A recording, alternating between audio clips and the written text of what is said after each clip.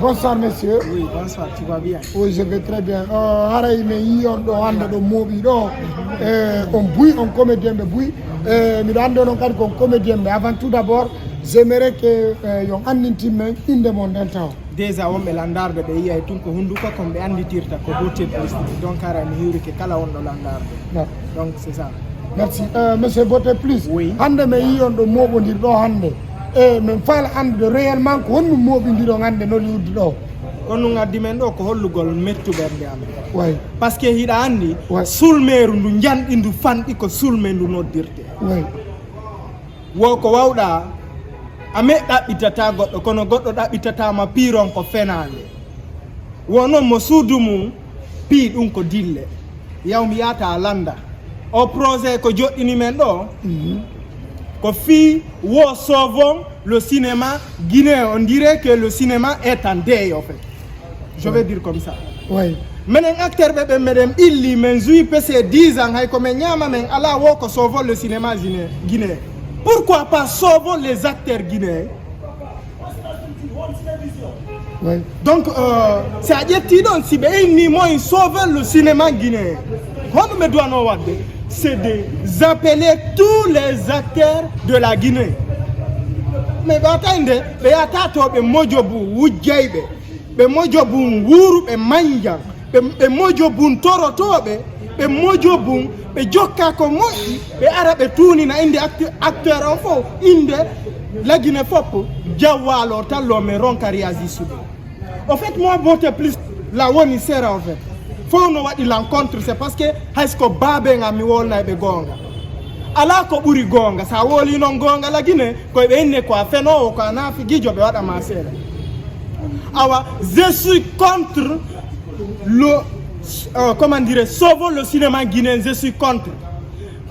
Mais oui, kadi kala won contre ɗum ɗon, hiɓe woni contre non. Donc je suis contre et aussi. Oui. Je suis contre le sauvons le cinéma guinéen, je suis contre les membres aussi. Moi je vais dire comme ça. D'accord. C'est yaday ka leydi ɗo en famodiray. Oui. Kala no doit hettude geɓal ngal. Ɓe doit ka yawde ɓe tunina men ɓe toro. Wo min Beauté Plus. Comme ça qui te m'a halande. Sauvons le cinéma guinéen est égal à un sac de riz. Quand on dit sauvons le cinéma guinéen, il faut que ça kumaro be sodi, ou be convaincu de me, be nabana mon directeur. Maintenant comme un fait tout be ka comme un bête. Non, c'est grave, c'est grave. Si be fala walu de mon directeur comme wudi ko be Jonathan on tigi soda lekkere ko nyawndora mon frère. Nini na nyamugol be fala. Na ko nyamete be fala ko be nyawndoro.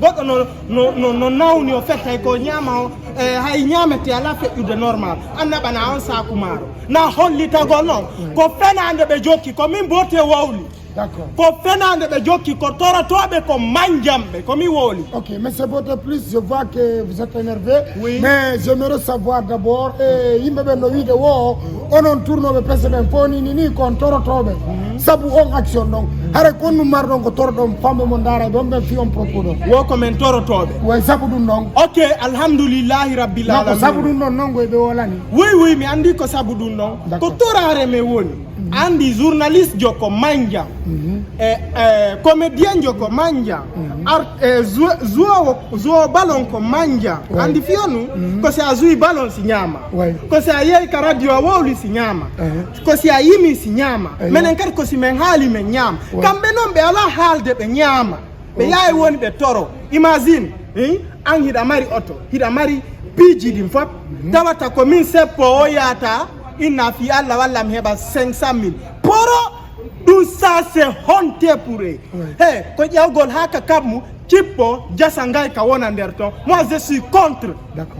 Pour toujours aussi. D'accord. Monsieur Beauté Plus aray ko Jama TV télévision jano jooɗi ɗo e Dakar woni on interview ɗo live wonde journaliste maɓɓe on balde moni ka radio Bepal FM ka ɓawo caméra to aray ko Samilu comédien guinéen woni ɓawa ton haray ɗo ko darne momo on min humpa ko falɗo yewde ɗo fi oɗo vidéo on waynodiremi bon haray taw ko ati ko weltanagol on ko heɓuɗon tan mon on argol suusuɗo reedu landagol men si faɗi piiji ɗo ça c'est deuxièmement si lutti goto min Beauté Plus je suis contre sauvons le cinéma guinéen. D'accord. Si on ni mais yahay ha mais winda fen katable d'accord afami le pays est commandé un faux woni acteur c'est yade un femme mondial c'est ça d'accord merci beaucoup monsieur Beauté Plus merci voilà la famille seule téléspectateurs et téléspectatori c'était Beauté Plus sur Jama TV merci beaucoup Samy le comédien guinéen d'avoir encadré cette émission.